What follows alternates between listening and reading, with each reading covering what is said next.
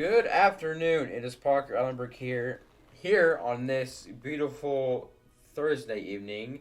We're really looking at what we're going to go. We're be seeing tomorrow on day two, or day one tomorrow on Friday.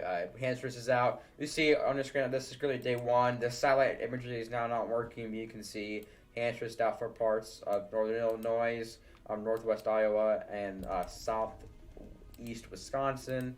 But that is that. Talk about, so we're going to look at IBC right here on your screen. This is the day two outlook by the Storm Prediction Center. And today it switches out for parts of central Illinois all the way through central Indiana and to most of central to north central Ohio. This does include Indianapolis. This does include Columbus. You can see here Columbus, Akron, Ohio, Dayton, and Springfield, Illinois. 5% out chance out for tornadoes. This does include the eastern central part of Indiana, including me. We will be chasing tomorrow. You can see right here that includes that. Going into the wind threat right now, you can see 30% chance for significant wind, as we could be looking at a potential derecho type situation right now.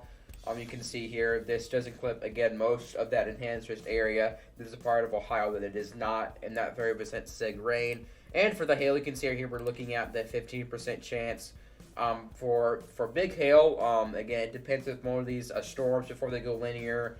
But right now we're looking at mainly actually all bets across the table right now, but mainly that wind and tornado threat, which you can see maybe upgrade to a 10% significant tornado threat. But that is a bit of a stretch right now.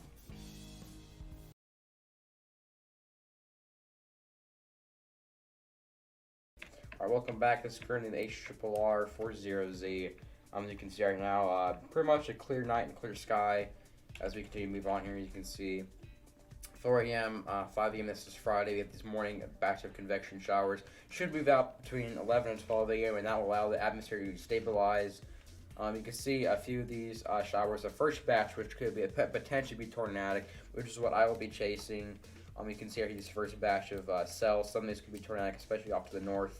And where there is a higher level of a jet, they get more clear than you can see for the storms. So as we turn off, you can take a sighting here real quick. You'll be able to see what we're looking at right now. We can see this one's a little bit capped. You can see overall pretty relatively good sighting right there. But you can see as you can continue to move off, you can see for most of the day into Saturday, HRRR really doesn't show much of a derecho as the name 3K does, but that is just because the HRRR typically is more of a kind of more of a discrete, or like just cell bias in general. But you can see here the HRRR kind of has it going later. You can see Saturday at 6 a.m.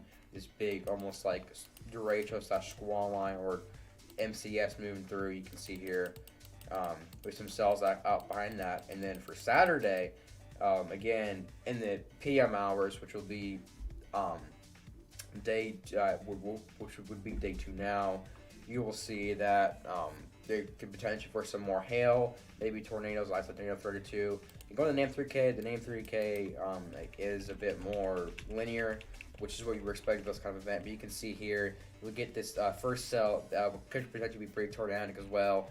They'll move over Ohio and then kind of start this line of cells that'll fire some of these potentially being tornadic.